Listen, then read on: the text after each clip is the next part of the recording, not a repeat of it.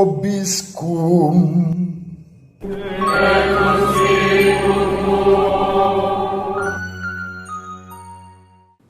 Sahabat peradaban kasih ekologis yang terkasih, selamat berjumpa dalam renungan harian bersama saya Romo Alois Budi Purnomo PR melalui channel ini.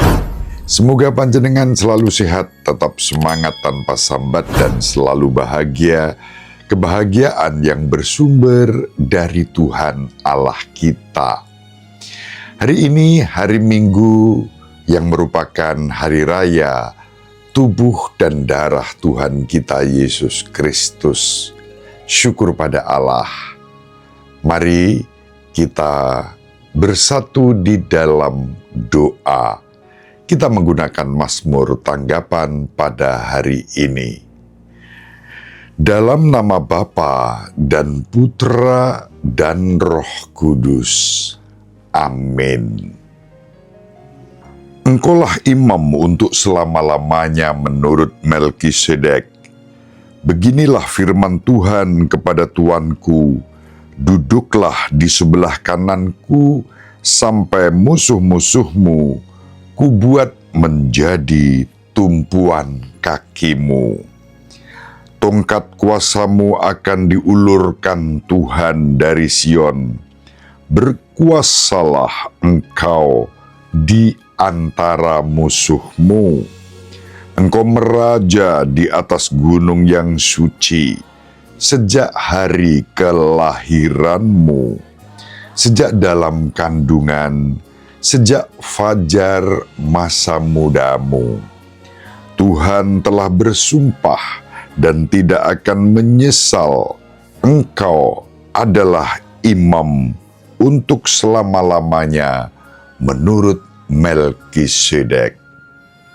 Kemuliaan kepada Bapa dan Putra dan Roh Kudus, seperti pada permulaan, sekarang, selalu, dan sepanjang segala abad. Amin. Engkaulah imam untuk selama-lamanya menurut Melkisedek. Dalam nama Bapa dan Putra dan Roh Kudus. Amin. Sahabat peradaban kasih ekologis yang terkasih, mari kita baca Injil pada hari ini dari Injil Lukas bab 9 ayat 11b sampai 17. Sekali peristiwa Yesus berbicara kepada orang banyak tentang kerajaan Allah, dan ia menyembuhkan orang-orang yang memerlukan penyembuhan.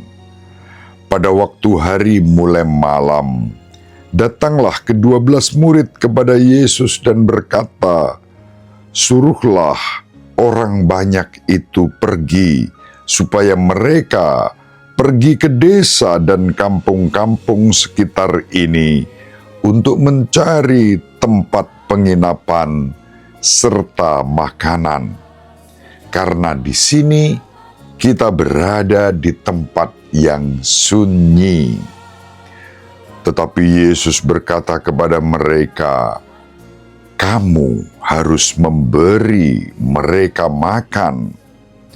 Mereka menjawab, "Yang ada pada kami tidak lebih dari 5 roti dan 2 ikan, kecuali kalau kami pergi membeli makanan untuk semua orang banyak ini."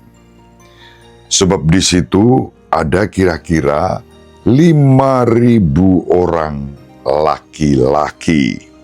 Lalu Yesus berkata kepada murid-muridnya, "Suruhlah mereka duduk berkelompok-kelompok, kira-kira 50 orang setiap kelompok." Murid-murid melakukannya dan menyuruh semua orang banyak itu duduk. Yesus mengambil roti dan 2 ikan itu, lalu menengadah ke langit dan mengucap berkat. Kemudian membagi-bagi roti itu dan memberikannya kepada para murid supaya dibagi-bagikan kepada orang banyak. Dan mereka semuanya makan sampai kenyang. Kemudian dikumpulkanlah potongan-potongan roti yang sisa sebanyak 12 bakul.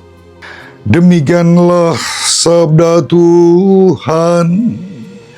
Terpujilah Kristus.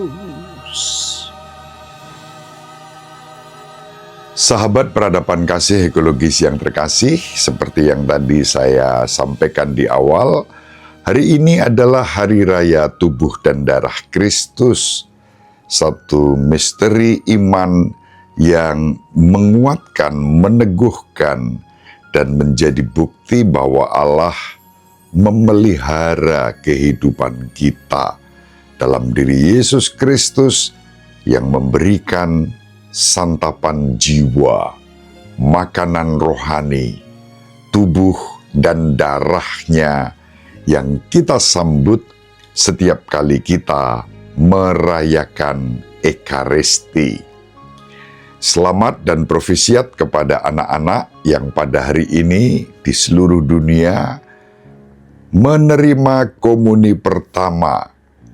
Untuk pertama kalinya anak-anak menerima tubuh dan darah Kristus, sakramen Ekaristi yang menjadi bekal untuk perjalanan anak-anak sebagai murid-murid Kristus dalam gereja Kristus yang satu, kudus, katolik, dan apostolik.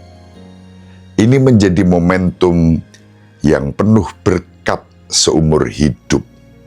Maka pada hari ini, anak-anak silahkan berdoa memohon rahmat apa yang dirindukan setelah mengalami untuk pertama kalinya persatuan yang begitu erat dengan Tuhan Yesus Kristus.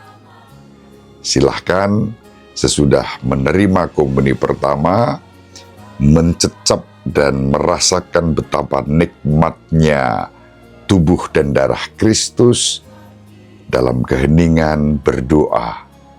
Mohon kepada Kristus dengan rasa syukur untuk masa depan anak-anak. Sahabat peradaban kasih ekologis yang terkasih, sekarang saya ingin mengajak kita bersama merenungkan peristiwa iman yang kita alami pada hari ini dengan renungan yang lebih mendalam lagi terkait dengan persembahan dalam Ekaristi yang merupakan penyempurnaan oleh Tuhan kita Yesus Kristus atas kurban-kurban perjanjian lama. Kita bisa menempatkannya dalam perjanjian lama, misalnya dalam kitab Imamat bab 1 ayat 1 sampai bab 7 ayat 28, telah ditetapkan hukum untuk 5 jenis persembahan yang berbeda. Persembahan bakaran atau dikenal dengan nama Holocaust terdiri dari persembahan seluruh hewan kecuali darah dan kulitnya. Seluruh hewan diberikan sebagai persembahan kepada Allah. Dan ini melambangkan sumbangan diri si pemberi persembahan kepada Tuhan Allah. Ada dikenal yang namanya persembahan sereal atau persembahan gandum, yang merupakan persembahan tanpa darah yang terdiri dari beberapa bentuk gandum, baik yang dipanggang sebagai kue maupun yang tidak dipanggang sebagai kue. Nama Ibraninya berarti hadiah atau upeti kepada Tuhan Allah, dan itu mengungkapkan persekutuan antara sang pemberi, si pemberi persembahan, dan Tuhan Allah dalam bentuk semacam makanan. Hanya sebagian dari persembahan sereal yang dibakar di altar, sisanya dikonsumsi oleh para imam perjanjian lama. Lalu ada yang namanya persembahan perdamaian yang menandakan keadaan persekutuan antara Tuhan dan umat yang menyembah Tuhan Allah. Dan itu adalah makanan bersama dengan Tuhan Allah dan para hamba imamnya, dan selalu mengikuti persembahan-persembahan lainnya. Ada persembahan bakaran, dan di situ juga dipersembahkan dosa-dosa dan rasa sesal umat beriman, maka disebut sebagai persembahan perdamaian. Sahabat peradaban kasih ekologis yang terkasih, sementara persembahan dosa dan penebusan dosa berfungsi untuk memulihkan kedamaian atau shalom dengan Tuhan Allah, persembahan perdamaian mengakui dan merayakannya. Dan itu adalah pengorbanan sukacita dan ucapan syukur.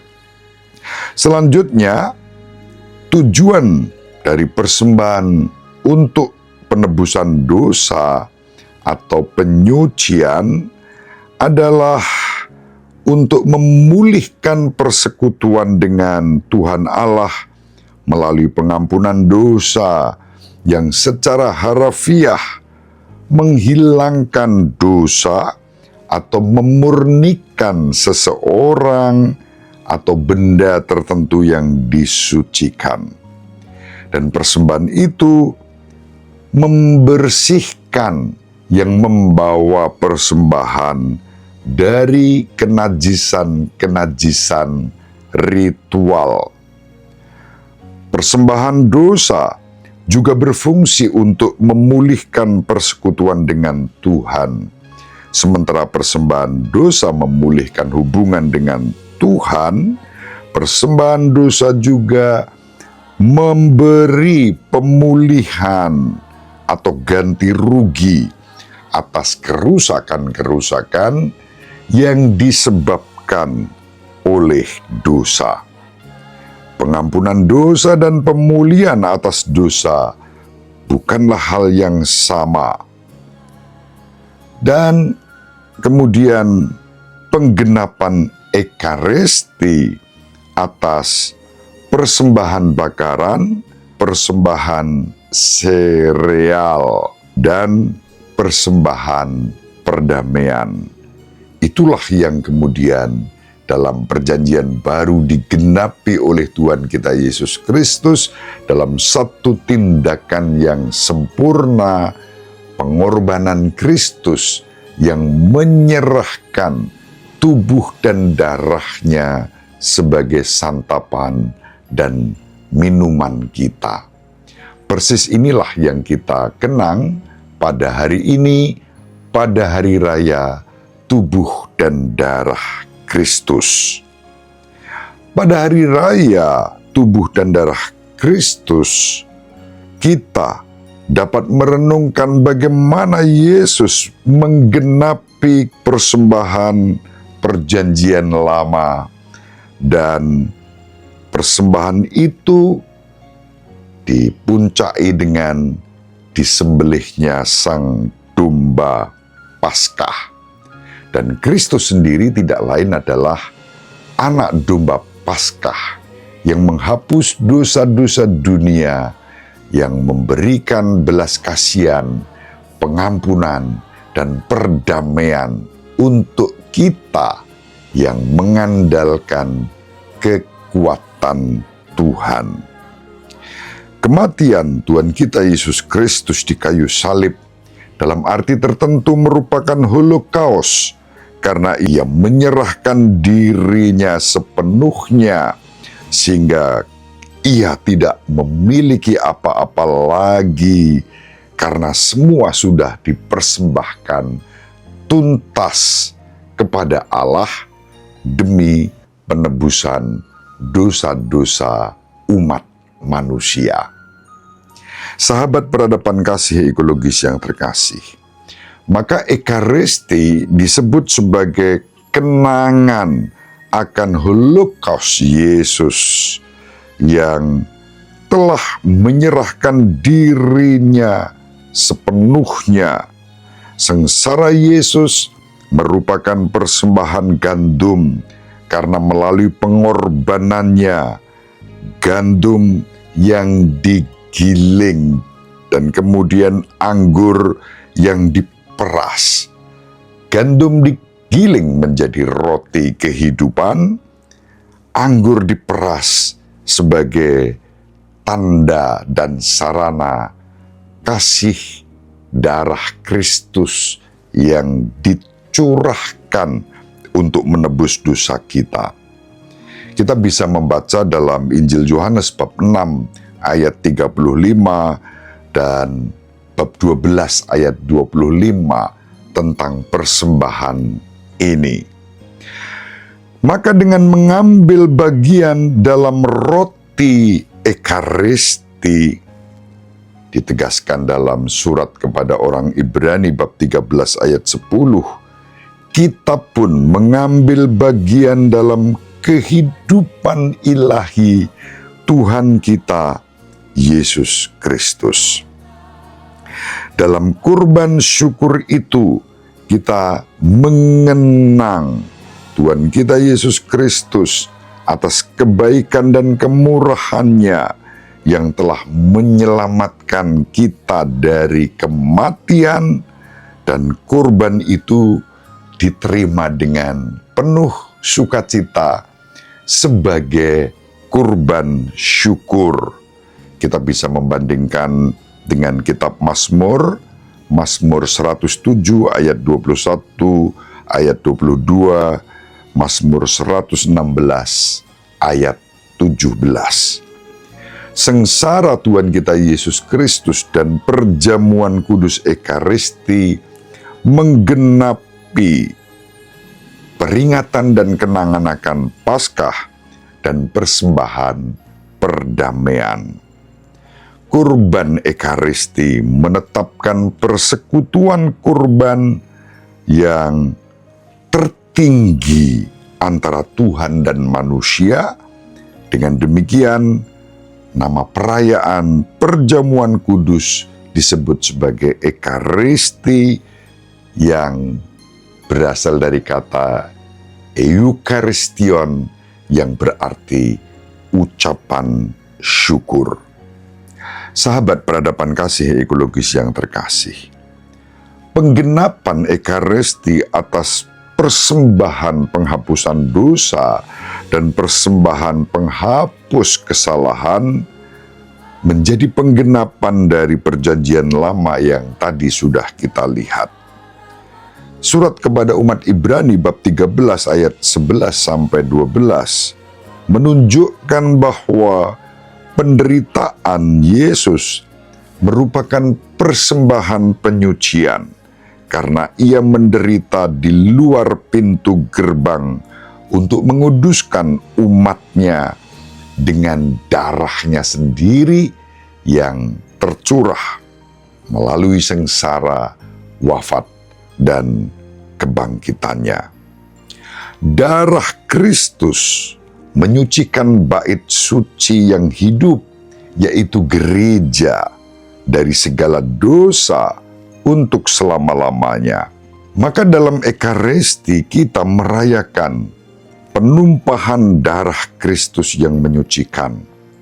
Dan akhirnya persembahan ganti rugi atau persembahan penebusan dosa kesalahan dimaksudkan untuk menebus dosa-dosa kita.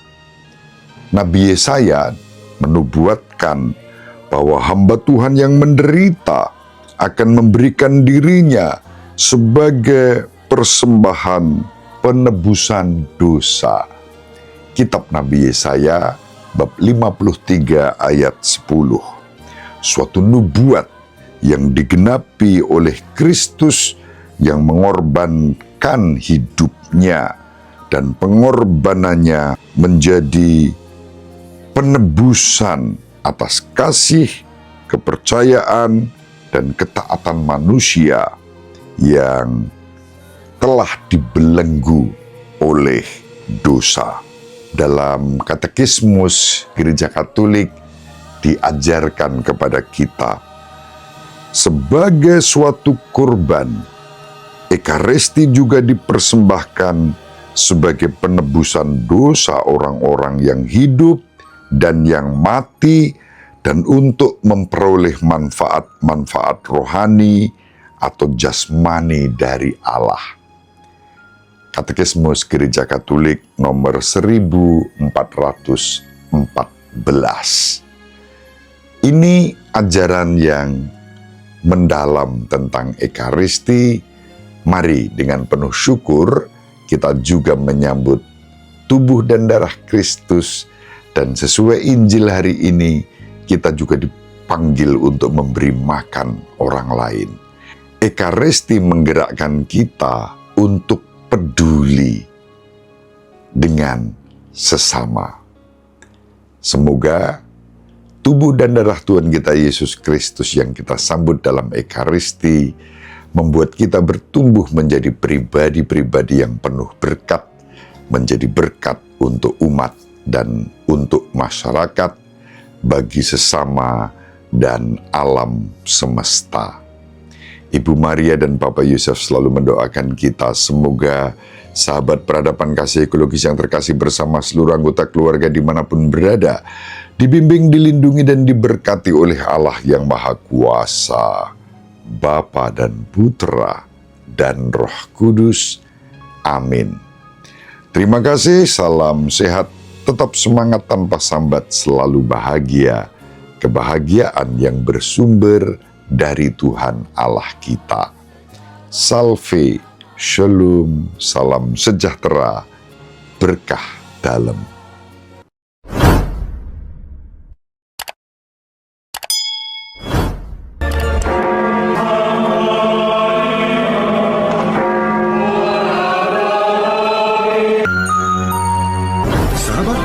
Kasih yang terkasih, sampai jumpa pada episode berikutnya. Terima kasih atas kebersamaan kita. Salam peradaban kasih ekologis. Berkah dalam.